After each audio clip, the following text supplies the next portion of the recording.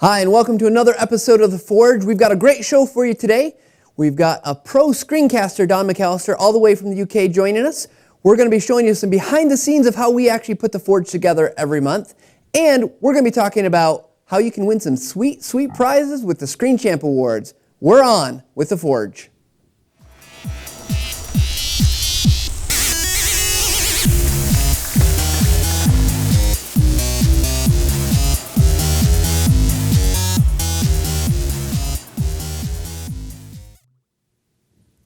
Hey everybody, welcome back. We've got a great show like I said before, but before we get into talking with Don McAlister, I want to just do a few housekeeping things. If you've got feedback for us, want to send us ideas for the show, or just tell us whatever you want to tell us, you can email us at theforge@techsmith.com. We'll also be using hashtag TSCForge for Twitter today, so if you've got comments, you can talk with our social media channel that way as well. All right, I want to take a second here to introduce our guest. He's been making screencasts for a long time. Since I think 2006, he said, or 2005, Don McAlister. He creates screencastsonline.com. Don, thank you so much for joining us today. It's a pleasure to have you on the show. Hi, Matt. Well, thanks for inviting me. It's a pleasure to be here. So, Don, let's go back to the beginning, because not many people probably have even known about screencasting or making tutorial videos in that way for that long. Mm-hmm. So, how did you get started with creating tutorial videos? Right. Well, as you say, it goes back to 2005 when I started off originally as a hobby. I'd been using PCs for the longest time, all my working life really. And I sort of was turned onto the Mac with the introduction of the Mac Mini. And the sort of catalyst for doing the tutorials was that I evangelized about the Mac to a relative of mine and just did some tutorials, some screencasts for her to show her how to use the basics of the Mac. And I'd always wanted to do a podcast. Podcasts were just taking off at that time. And I sort of had a light bulb moment and thought, well, hang on, these short videos I've been creating, I could actually put them out as a podcast. And screencastsonline.com was born, purely as a hobby at that time, but that sort of led on to doing it full time. So I think there's a lot of people who probably say, I do this for my job. It's a subset of my job, or it's something I like doing. But what was the moment when you realized that you could actually move from hobby status to doing this at the kind of that full time, actually try to make a go at it?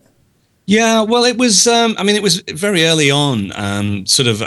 People doing podcasting full time was unheard of at the time. To be honest, we were all doing it as a hobby. But it was. I think the thing that sort of turned it around for me was, in fact, I started to get people asking to send me money. They wanted to contribute towards my bandwidth the hosting and the bandwidth charges and stuff. And that sort of, I sort of put a tip jar together, and people were very generous. And then it sort of dawned on me that if I sort of made slightly longer videos and went more in depth and added some extra benefits, that perhaps I could, start charging for the service. And people were happy with that. And it was very organic. It didn't happen overnight, but over a period of a few months, I sort of formulated the plans and then decided to have a go at it and sort of created a membership system that people could subscribe to. Initially, it was very much a combination of, I still wanted to give away free content, but have a premium membership so that, members could actually get some extra content or HD content. I started to produce the screencast in HD. This is back in, the 2006. And it sort of just went from there, really, until it got to the point where I thought, well, I could actually, if I'm lucky, make a go of this. And not just focusing on the membership side, I also sort of put out my services as a production house as well. So, in the early days when the membership was quite small and wouldn't support me, I also did sort of sponsored screencasts, or I did external commissions for people. So if they wanted a screencast for their particular product, I'd charge them for that and do it that way. So there were sort of several different ways that cushioned my way into doing it full time. But after a year or two, it's now firmly established, and it's great now. So the membership is big enough to actually support my full-time endeavors, and I can sort of cherry pick for any sort of external projects that I want to get involved in. Although I have to say I'm up to 2 shows a week now for my own purposes. So the amount of free time to do external commissions is very limited.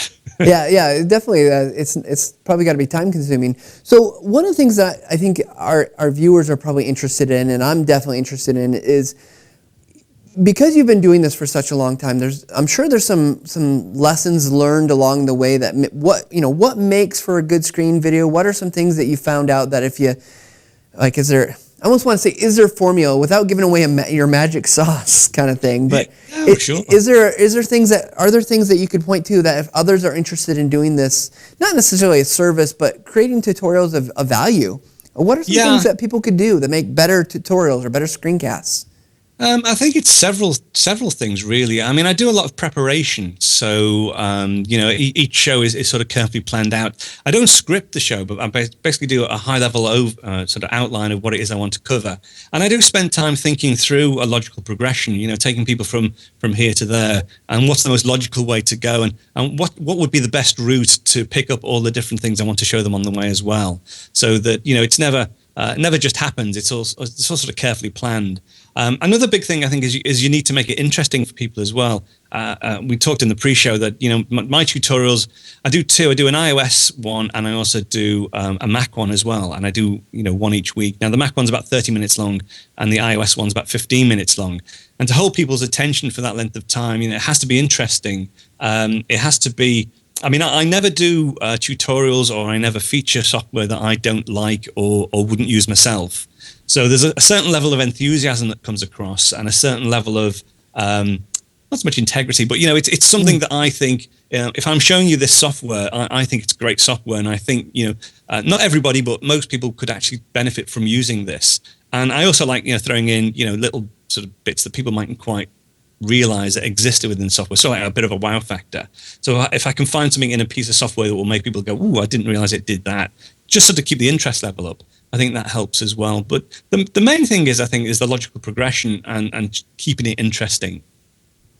So one of the things that I'm interested in, because we often, like for our process, we use scripts, and I think we encourage people to do that because you can be concise. So when you're making your video, are you recording the screen and doing the audio at the same time, or do you have some kind of separation there? No, I have to do it. I mean, to be honest, when I used to do the sort of commercial screencasts for other people, that was the hardest thing to do. Even if it was a 4-minute one, when it was, scripted and carefully planned and lots of action on screen, that used to take me a long, long time to put together because it was quite precise.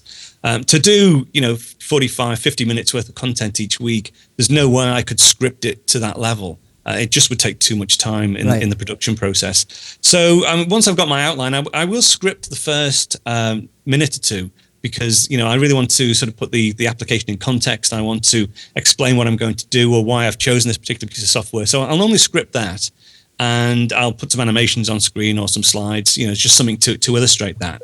But once I actually start doing the tutorial, I pretty much just follow my outline and I'll sort of not make it up on the fly, but it's a natural narrative from that point on. I'm actually in a very informal way talking them through the particular elements within the outline, and by doing that, I can keep it flowing.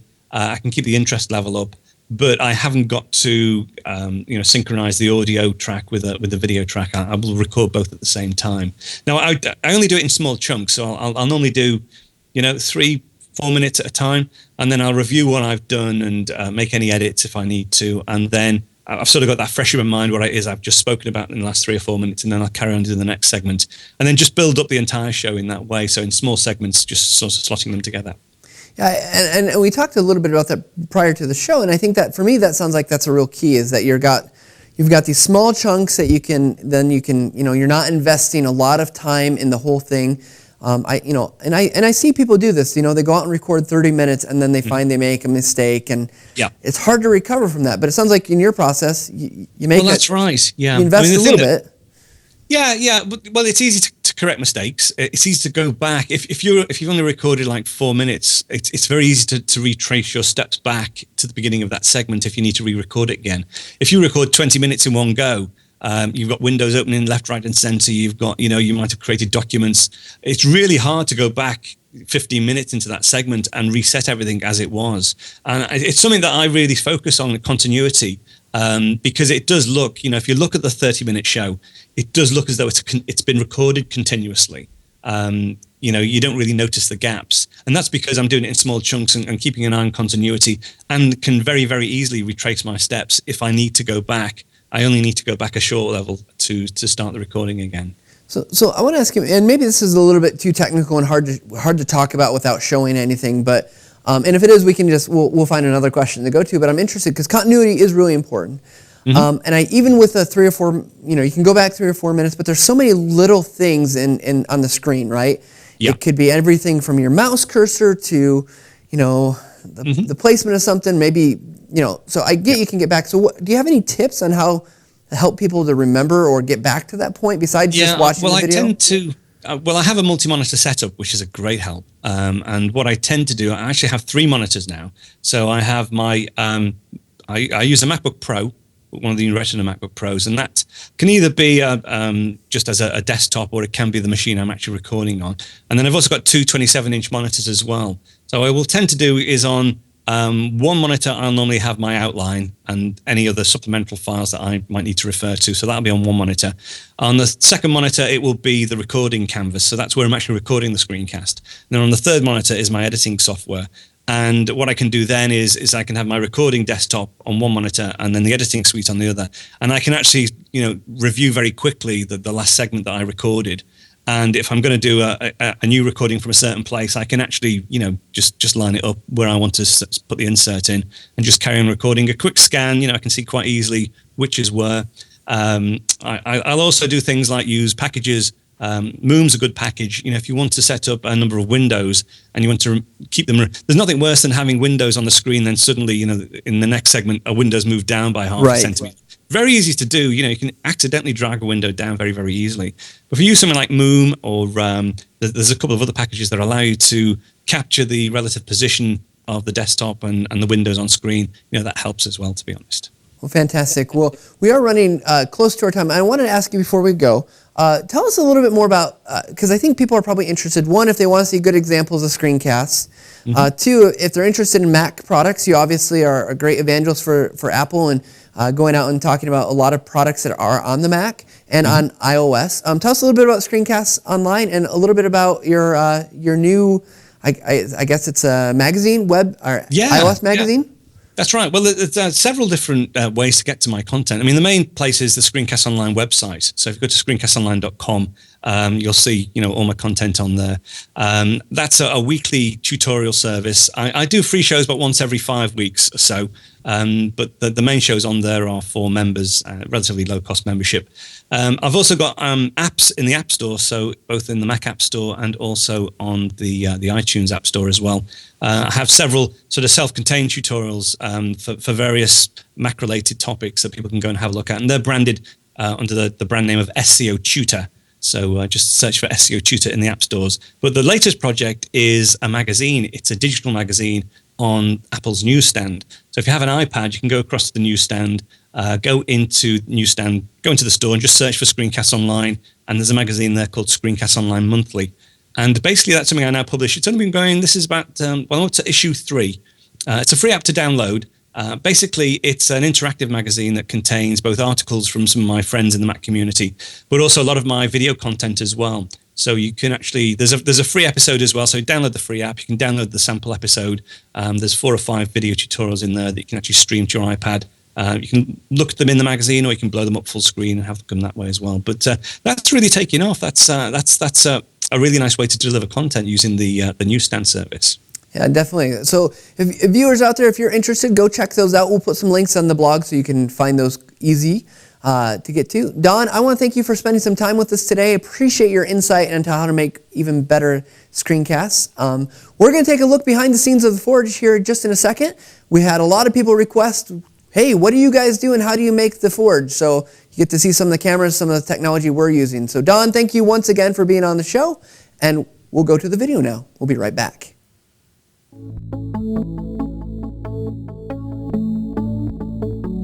I love the rush I get from talking with the people and learning from them. For me, that's like the thrill. Sort of a unique thing to have a show like The Forge at a company. The Forge came about, I mean, I don't know that I can tell you the exact story. It seems so long ago. Really, it came out of a couple ideas. So Kelly Rush and I, we'd been talking a long time about how we'd like to do more with camera video, and we didn't really have a space to do it. So when we happened to move to the building we're in now, I was on the committee to kind of decide what the space got to be, and we pushed hard for a studio space so we could do it. The actual studio building that we're in was a series of like 3 offices at one point, and we completely raised those, and we had to lift the roof up higher to accommodate lighting and things like that. So that took probably the better part of 2 or 3 months. Sort of the nebulous for the idea came from when we were working on the 24 and 24 series for Snagit and then Camtasia Studio, which was 24 tips in 24 hours. And that was a lot of fun, but it was sort of an unstructured format for a show. I think Kelly and I kind of both had this idea like, wow, that's, you know what, there's something, we could do this, but what if we didn't do it in 24 hours? Because I fell asleep on the floor. A little bit hard after 24 hours. I'm not used to staying up that late. So then we just thought, this would be really cool. Could we do something? And we got a group together to help start thinking about ideas, what it could be, and we just ran with it from there. When we first started, I think we had some real kind of like notions, like we want it to be like this thing, and we want it to be long and have all these bits and pieces. And then we realized as we've gone that too much information is really just too much. So we tried to cut back. So now we used to do 4 segments, like always a kind of a bigger guest. We usually try to have something technical, like someone from tech support or someone from the user assistance team talking about actually technical, like how to do stuff. And then we'll usually try to get something fun in there sometimes. And then we were doing screencasts of the month from our evangelists. And it just got long. We were pushing 40 minutes, sometimes plus. So really what we've tried to do is condense, make sure we have our guests, because they're the prize. Try to have something technical, and then occasionally promote a product or promote something from TechSmith. And then we're still playing with that, right? We're still trying to figure out what works best. Obviously, if you watch some of the earlier episodes, we started with just a blank black backdrop and sort of undecorated set, and we've moved to our brick backdrop now, and we have various props and things that are behind the camera or behind the host now. So we've evolved a bit there. One of the things we wanted to be able to do is make our studio flexible. We don't have a lot of space, so we made panels that could be detached from their frame and moved around as needed. So if we ever get to building more panels, we could actually change the background pretty easily. We've been able to add things like, decorations. We've got all this cool old video game stuff that we can put in the background. We got dinosaurs now. We have a trophy that we made for one of the episodes for a contest we were doing. Actually, our tabletop that we stand in front of for the show used to be our recording booth. So before we had an actual space for a recording booth, we built one out of 2x4s and bed foam. If anyone smoked in there, they were dead. It was burned and melted and they would have died. But it worked really, really well. But we got better space. We took that down. We made it into a table. And they actually needed a tabletop. And so they were renovating the building we're in. And a lot of the office doors have glass in it. But to get that, they had to cut out the middle of a door. And we found it in the dumpster that they had at the time. And we took it, and it was like, hey, this would work perfect for a flat surface that was set computers on. When I was first really trying this out, I mean, there was no real way to do a live show within the budget constraints that we were looking at. Live shows typically, like 10 years ago, to set up a really nice studio would cost somewhere in the realm of $100,000 to $1 million.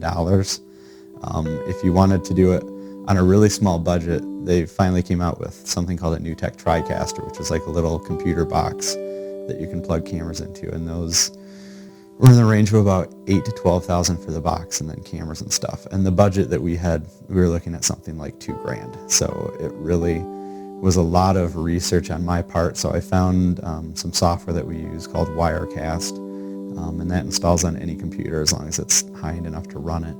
And then I used off-the-shelf HD consumer camcorders, going through HDMI to hook all that up. So I took what 10 years ago would have cost a couple $100,000 and compacted it down to about $3,000 or $4,000. The equipment that we're using right now, there's quite a bit. We have some LED lights. We actually use 4 LED lights around the set. Those ones were about $400 or $500 each, I think. We currently use 2 different HD camcorders, and they're nothing fancy. They're Canon HV30s that we had a couple of them that we used to use a few years ago, and we've moved to DSLRs now, so we weren't using them, so I just repurposed them to use on the show, and the quality is pretty good. We use wireless microphones. We currently have 4 of them available. I think the brand is Shure, and then we also have a couple of Sennheisers. So all of those things feed through the studio into the control booth, into our Mac Pro, and that is running Wirecast. So when you watch the video, when you see us transition from Matt to the screen and things like that, that's all being handled through the Mac Pro and Wirecast. What advice would I give to someone looking to do this at home or in their workplace? I think the biggest thing I would say is don't sweat the details too much. Just get in and get started with it, because you will detail yourself to death if you start thinking, I need to have this camera and we need these lights and we need this equipment and things like that. And you'll never end up getting your show started. So the biggest thing to do is just jump into it with whatever you have, whatever you can quickly set up, and worry more about the content and the show and just having something that people want to watch. And as you go along, your equipment and your show will evolve, and it'll get better, and you'll find out the things that you need, and you'll add those, and you'll go back at some point and look at your earlier shows and say, wow, that was such a mess. We could have done so much better. But that's the only way to get there, is to just start going and then evolve it as you need to. We've chosen to do a model where it's not my full-time job or even my part-time job. It's kind of my spare time job. If I have spare time, therefore I can do it. And so I have to make spare time. So you have to be a little bit crazy to take on the work, but it's fun. In terms of, know what you want your focus to be. Don't try to do everything. And then decide what's the most important quality. Like, do you care if your camera quality is really good? Do you care if you've got really great lighting? Or is that okay to sacrifice that up front until you're ready? I would probably say focus on content first and then focus on your actual camera quality or lighting quality. But then you have to iterate. You got to keep trying to make it better every time. So whether that's better questions, your set looks better, your lighting looks better. Don't worry if all you've got is a webcam and you're in a small space. Don't be creepy, but just do the best you can with it. Because I think if you do a good job, people will take notice, and then hopefully that will provide opportunities to get the better stuff. I don't worry so much about the direction. I just want to keep it going, and we rely so much on our viewer feedback to kind of tailor where people's interests are, and we're in such an evolving industry that it doesn't really make sense for us to try to pinpoint and chart exactly where we're going to be a year from now, because it helps us be nimble to not really plan out too far in advance and just take the criticism and feedback from our viewers and kind of change the show around that.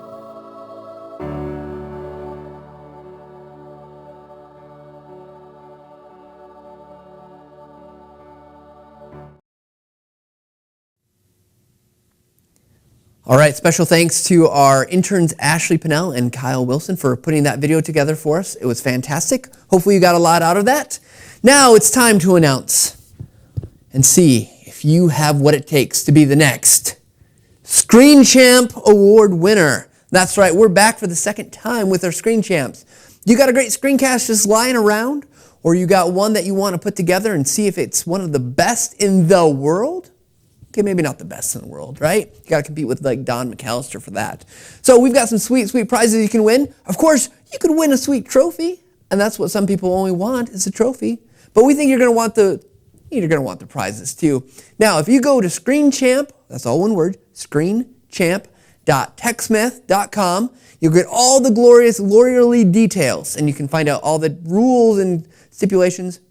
But let's show you some of the sweet prizes that you could win. So we're going to have a couple different categories this year. It's going to be a little bit different than last year. So we're going to do a best in show. This is where our finalists, if you're nominated, you're going to get to go up head to head and have people vote for you to see if you really are the best screen champ. So if you are in that situation and you get voted as the best in show, you're going to get a Canon camera, T3i, a 50 millimeter lens, a microphone recorder, a Zoom. They're pretty sweet, give you really good quality. A 64 gigabyte memory card, a Shure wireless microphone, and $250 from PremiumBeat.com. Now, PremiumBeat, they've been so generous to donate that to the ScreenChamp Awards. Thank you to PremiumBeat.com. Go check out. They've got fantastic stock and royalty-free music. It is sweet, and we'll be talking more about those on the blog later. But you also get a trophy for ScreenChamp. Now, there's going to be 4 categories. We're going to have an education category. Are you a teacher, K through 12, higher ed? that's where we're going to put your stuff. If you're trying to train somebody or teach somebody in terms of but you're not an educator, maybe you're in industry, we're going to have that category too.